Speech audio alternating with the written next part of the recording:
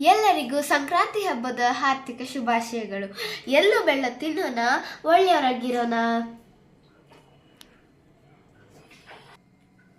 Hi, hello friends, welcome to our channel sweet home vlogs. ನಾನು ಅನನ್ಯ. ಎಲ್ಲರಿಗೂ ಸಂಕ್ರಾಂತಿ ಹಬ್ಬದ ಹಾರ್ದಿಕ ಶುಭಾಶಯಗಳು. ಇವತ್ತಿನ ವ್ಲಾಗ್ ಸ್ಪೆಷಲ್ ಏನ್ ಗೊತ್ತಾ, ನಮ್ಮ ಒಂದು ಸ್ಪೆಷಲ್ ರೆಸಿಪಿನ ಮಾಡ್ತಿದ್ದಾರೆ. ಇವಾಗಲೇ ಟೈಟಲ್ ನೋಡಿರ್ಬೋದು. ಇದು ಏನಂತಂದರೆ ಉತ್ತರ ಕರ್ನಾಟಕದಲ್ಲಿ ಒಂದು ಫೇಮಸ್ ಆದಂಥ ರೆಸಿಪಿ.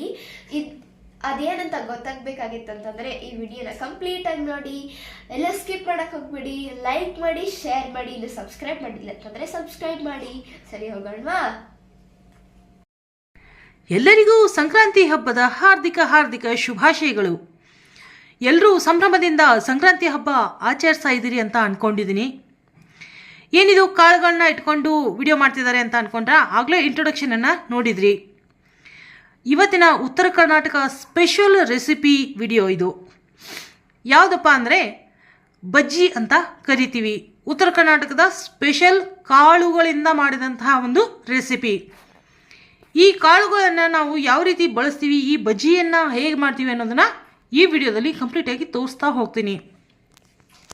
ಇಲ್ಲಿ ನೋಡ್ತಿದ್ರಲ್ಲ, ಎಲ್ಲ ರೀತಿಯ ಕಾಳುಗಳನ್ನು ನಾನು ತಗೊಂಡಿದ್ದೀನಿ. ಇಲ್ಲಿ ಕಡಲೆಬೀಜ, ಕಡಲೆಕಾಳು, ಹುರುಳಿಕಾಳು, ಹಾಗೆಯೇ ಮಡಿಕೆಕಾಳು, ಅಲಸಂದೆ ಕಾಳು. ಇಲ್ಲಿ ಬಿಳಿ ಅಲಸಂದೆನೇ ತೊಗೋಬೋದು ಅಥವಾ ಕೆಂಪು ಅಲಸಂದೆನಾದರೂ ತೊಗೋಬೋದು. ಹಾಗೆ ಮಡಿಕೆಕಾಳು ಅಥವಾ ಮೂಕ್ನಿ ಕಾಳು ಅಂತಲೂ ಕರಿಬೋದು. ಇದು ಕಾಬೂಲ್ ಕಡಲೆ. ಈ ಎಲ್ಲ ಕಾಳುಗಳನ್ನು ಹಿಂದಿನ ದಿನ ಅಂದರೆ 24 ಗಂಟೆಗಳ ಮುಂಚೆ ನಾವು ನೀರಿನಲ್ಲಿ ನೆನೆ ಹಾಕಿ ಅವುಗಳನ್ನು ನೆನೆಸಬೇಕು. ಮಾರನೇ ದಿನ ಅವುಗಳನ್ನು ಒಂದು ಕುಕ್ಕರಲ್ಲಿ ಹಾಕಿಬಿಟ್ಟು 2 ರಿಂದ 3 ವಿಸಲ್ ಹಾಕಿ ನಾವು ಕುದಿಸಬೇಕು.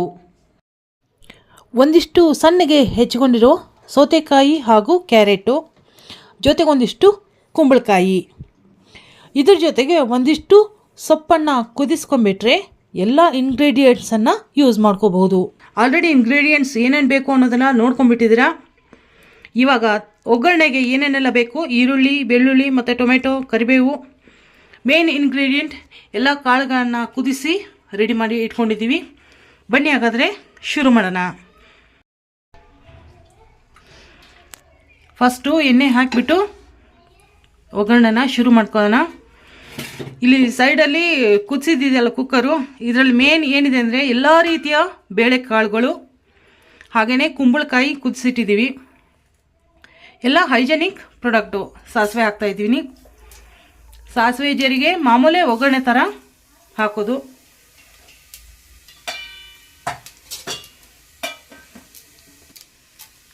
ಕರಿಬೇವು,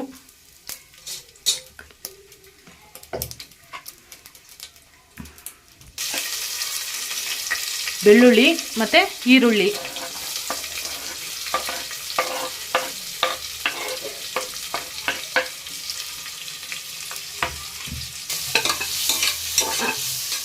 ಚೆನ್ನಾಗಿ ಹೊಂಬಣ್ಣ ಬರೋವರೆಗೆ ಈರುಳ್ಳಿನ ಫ್ರೈ ಮಾಡಬೇಕು. ಅದೊಂಥರ ಟೇಸ್ಟು ತುಂಬ ಚೆನ್ನಾಗಿ ಬರುತ್ತೆ.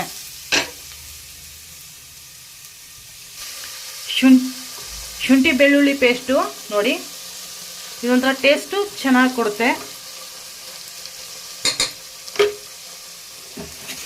ಆಮೇಲೆ ಟೊಮೆಟೊ,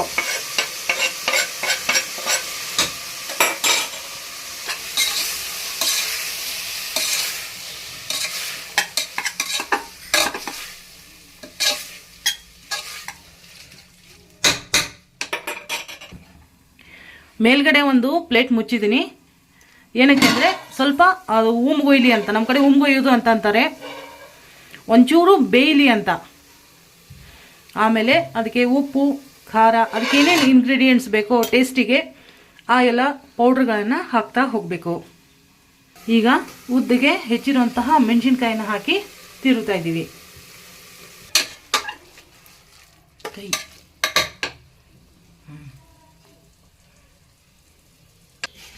ಇಲ್ಲಿ ನೋಡಿ, ಇನ್ನೊಂದು ಸ್ಪೆಷಲ್ ಇಂಗ್ರೀಡಿಯೆಂಟ್. ಎಲ್ಲ ಕಾಳುಗಳನ್ನ ಕುದಿಸಿದ ಮೇಲೆ ಉಳಿಯುತ್ತಲ್ಲ ನೀರು ಕುಕ್ಕರ್ನಲ್ಲಿ, ಆ ನೀರನ್ನು ನಾವು ಪಲ್ಯಕ್ಕೆ ಬಳಸಬೇಕು. ಎಲ್ಲ ಕಾಳುಗಳನ್ನ ಹಾಕಿ ಮೊದಲು ಸೊಪ್ಪು ಹಾಕಿದ್ವಿ, ಆಮೇಲೆ ಕಾಳನ್ನು ಹಾಕಿ ತಿರುತ್ತಾ ಹೋಗಬೇಕು. ಆಗಲೇ ಅರ್ಧ ಬಜ್ಜಿ ಪಲ್ಯ ರೆಡಿ ಆಗೋಯ್ತು. ಬಾಯಲ್ಲಿ ನೀರು ಬರ್ತಾ ಇದೆ. ಇನ್ನೊಂದು ಸ್ವಲ್ಪ ಹೊತ್ತು ಬಜ್ಜಿ ಪಲ್ಯ ರೆಡಿ ಆಗುತ್ತೆ. ಇಷ್ಟು ರೆಡಿಯಾಗಿದೆಯಲ್ಲ, ಕುದಿಸಾಕಿಟ್ಟಿದ ಮೇಲೆ ತಾನಾಗೆ ಫ್ಲೇವರ್ ಬಿಡ್ತಾ ಹೋಗುತ್ತೆ. ಎಷ್ಟು ಫ್ಲೇವರ್ ಜಾಸ್ತಿ ಬಿಡ್ತೋ ಅಷ್ಟು ಪಲ್ಯ ಟೇಸ್ಟಿ ಆಗ್ತಾ ಹೋಗುತ್ತೆ. ಇನ್ನು ಇದಕ್ಕೆ ಮೇಲ್ವಗ್ಗರಣೆನ ಕೊಟ್ಬಿಟ್ರೆ ಆಗೋಯ್ತು.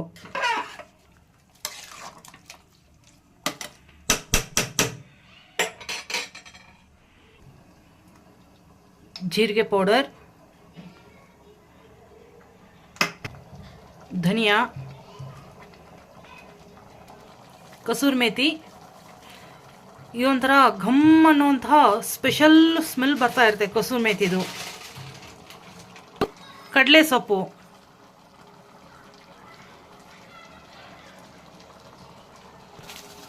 ಸ್ವಲ್ಪ ಗರಂ ಮಸಾಲ, ರುಚಿಗೆ ಬೇಕಾದಷ್ಟು ಉಪ್ಪು.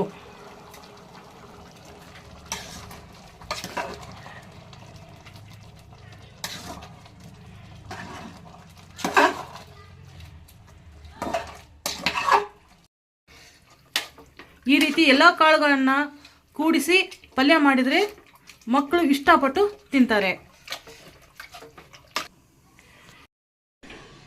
ರೆಡಿ ಆಯಿತು ನೋಡಿ ನಮ್ಮ ಉತ್ತರ ಕರ್ನಾಟಕ ಸ್ಪೆಷಲ್ ಎಲ್ಲ ಕಾಳುಗಳ ಮಿಕ್ಸ್ಡ್ ಬಜ್ಜಿ.